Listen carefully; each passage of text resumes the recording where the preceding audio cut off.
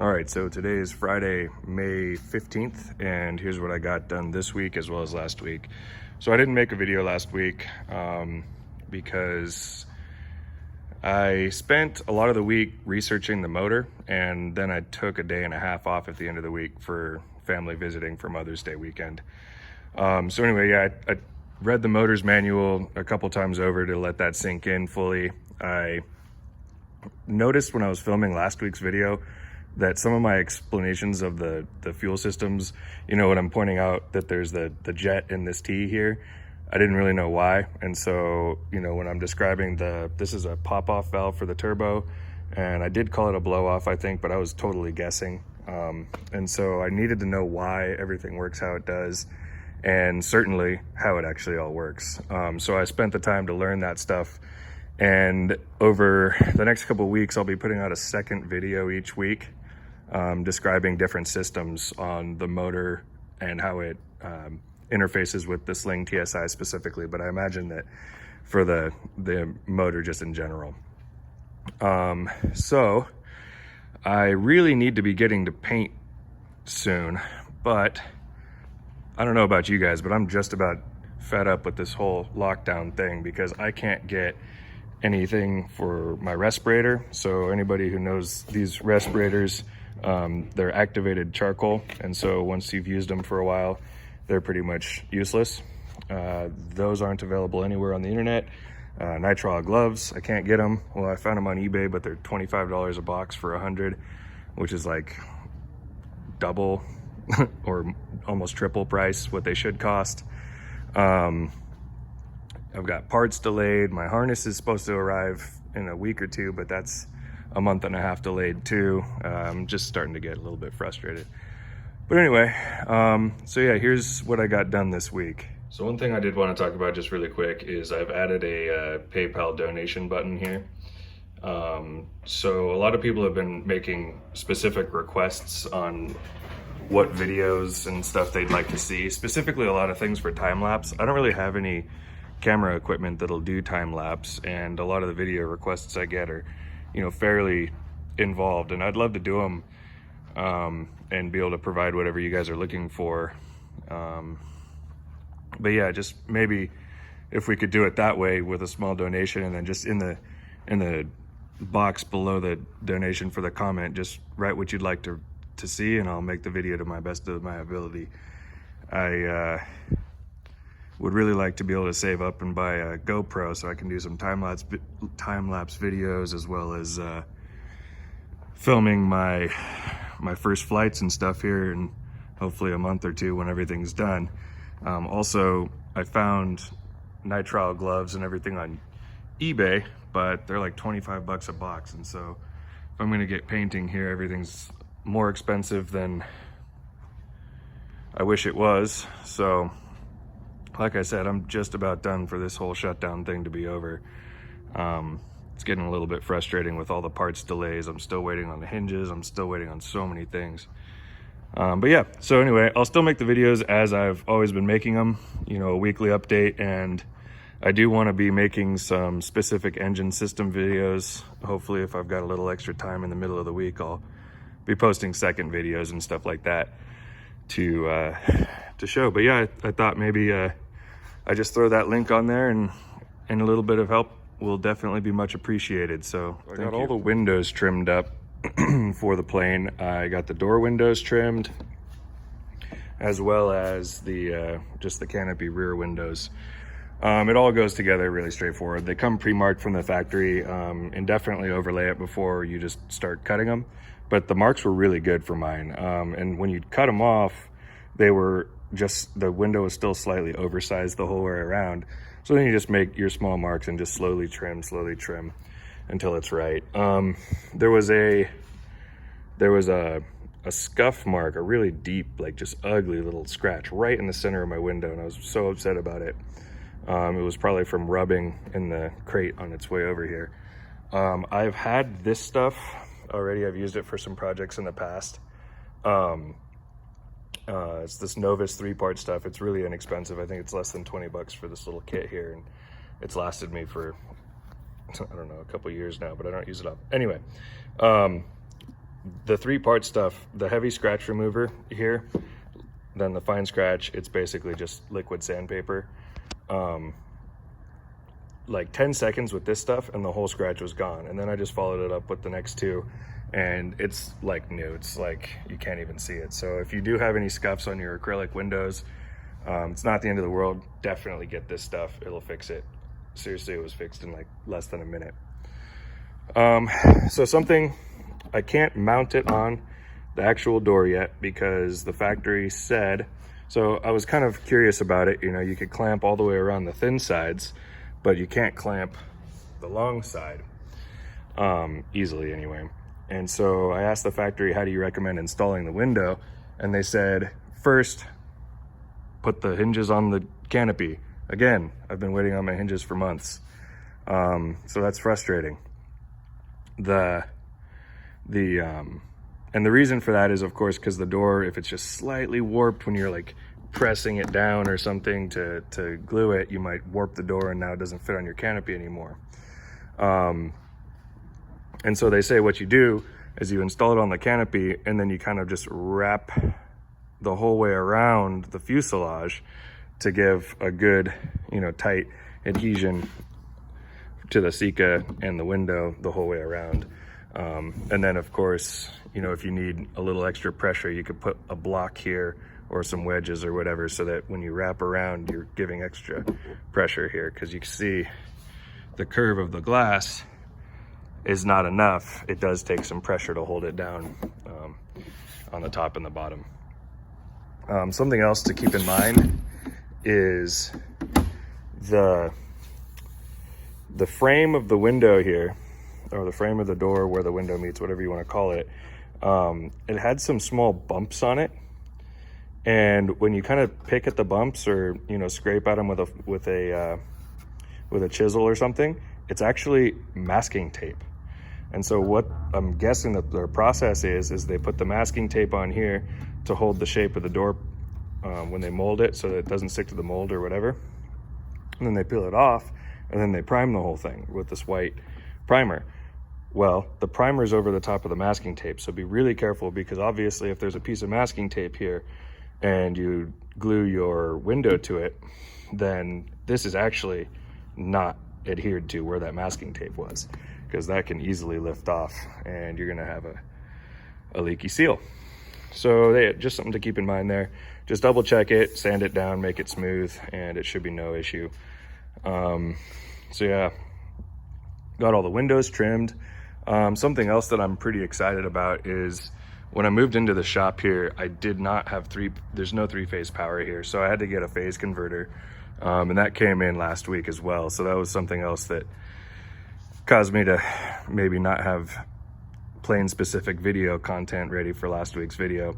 Anyway, phase converter is hooked up, ready to go. So now my router can run again. And so I gave a quick and dirty ugly paint job to my little test panel here that I made for my other stuff. This is not the official panel for the plane, the final panel for the plane. So it was my first time using the primer, and I got some drips with the primer.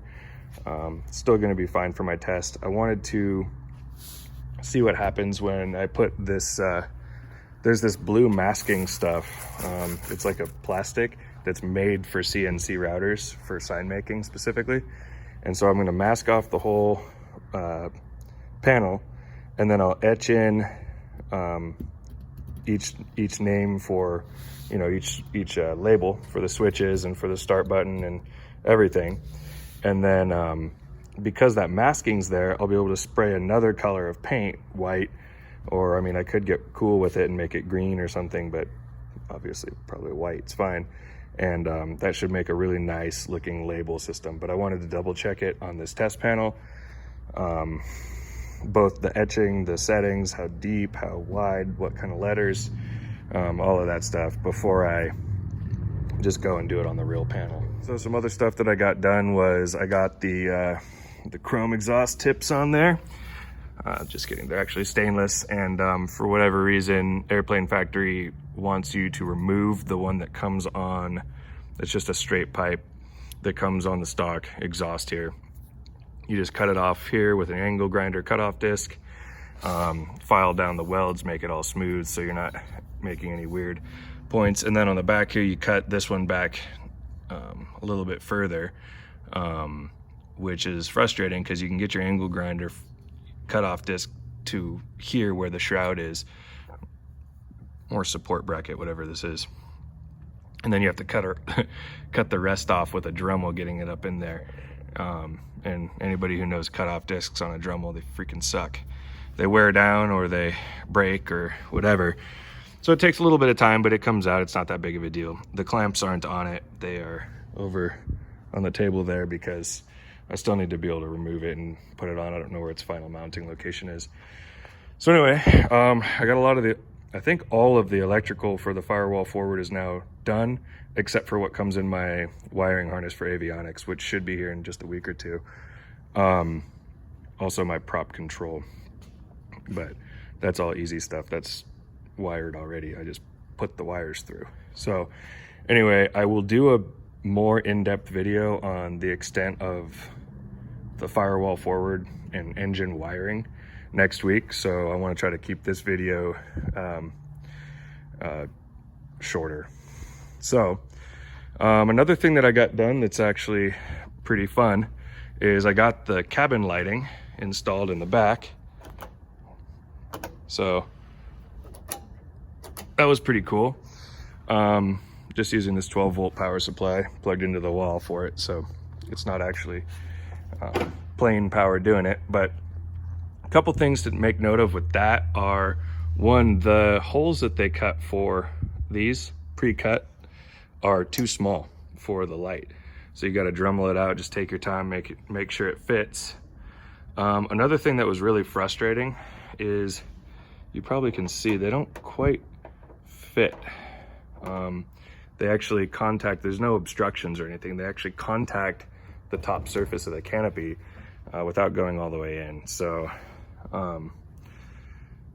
basically I think that I'll just probably 3D print a small little flange to just hold them off, maybe with like a chamfer around, so it looks like it's supposed to be like that. I can do it in white, so it blends.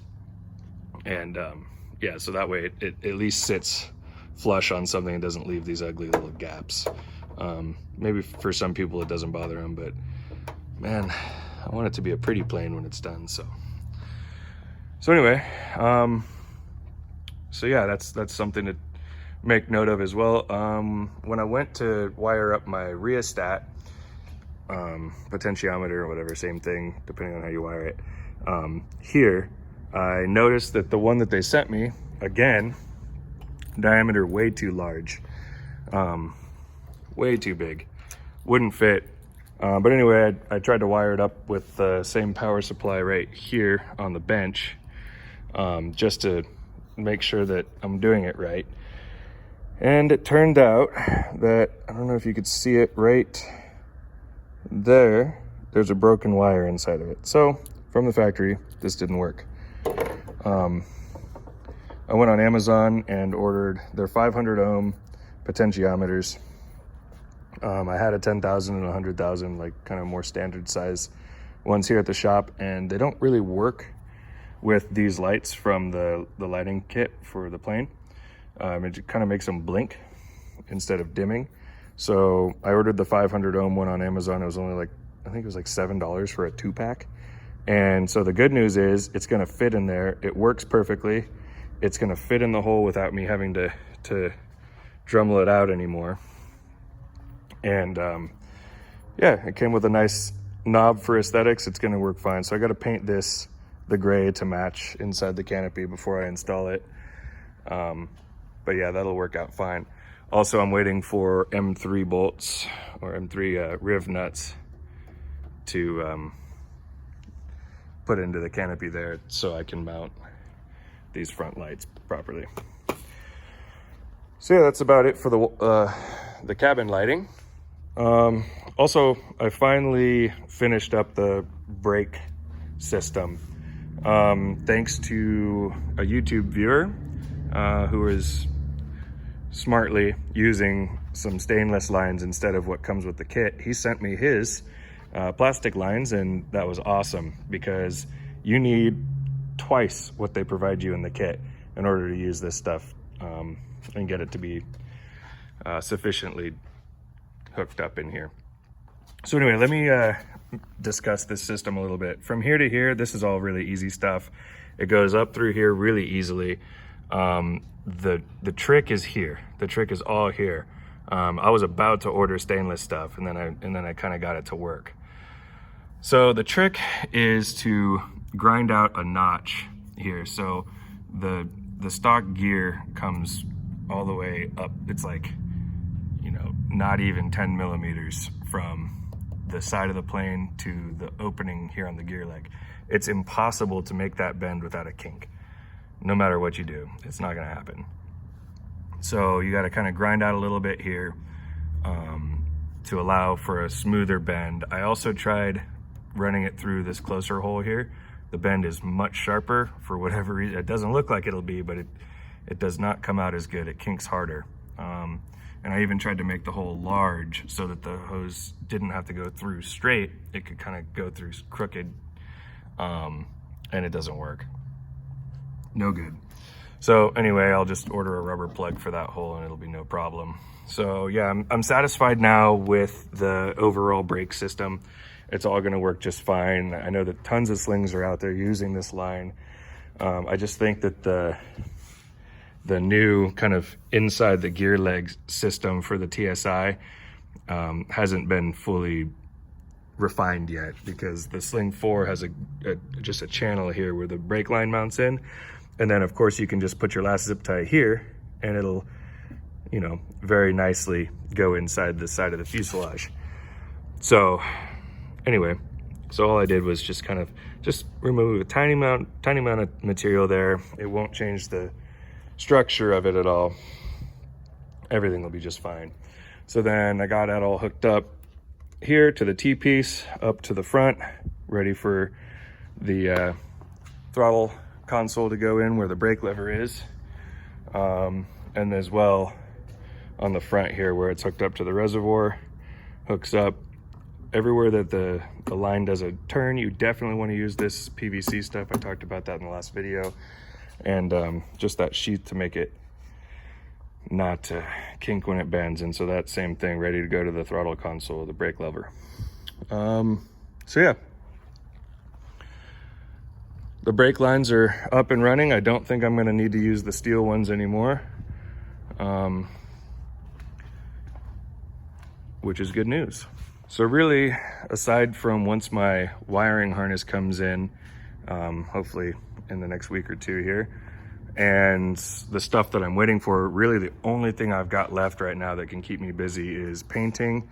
I could fit the front cowlings, but in order to fit those, I need to put on this top front skin, and I don't really want to do that until at least I've done a dry fit of my wiring harness to make sure I'm not locking myself out of this space here.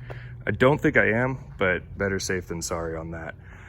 So in order to cut the front cowlings, I need to get the top skin on, blah, blah, blah. So I'm kind of locked out of that for now. So really all I've got left is painting. I could install the gas tanks, but then I'm gonna have to move the wings. So I'll do that once I'm ready to paint them. So yeah, I'm just held up and waiting on those. Hopefully I can get some mask inserts or some nitrile gloves. I was trying to use these when I did the quick and dirty paint on the panel there. They suck, so cumbersome, you can't do anything with them. My mask basically didn't work. Pretty much breathing the fumes straight in. That was a fun time. So, but anyway, have a good weekend, everybody, and hopefully I can start getting some of these missing pieces in pretty soon here and get cranking again. Certainly I'll get my bits in so I can do some test cutting on that panel, and yeah, so either way, keeping busy. Have a good weekend.